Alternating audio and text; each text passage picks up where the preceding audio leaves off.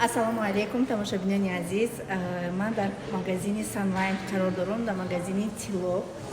14 июл конференсия дорам дар Тоҷикистон. Якум конференсия ки ман барои командам ва барои шахсоне ки дар компания Faberlic кор мекунанд ташкил кардастам ва барои директорон 5 та чала гирифтагӣ будам. Боз омадам 7 та чалаи дигар гирифтам. Так шуд духтаракое ки регистрация шудагӣ нест дар компания Faberlic, срочна регистрация шаве, ҳам ёрдамтон мекунам. Директор кишиден бо ҳам анам хали чалоҳои тилои фасони 585 лично аймашмо подарка мегирем.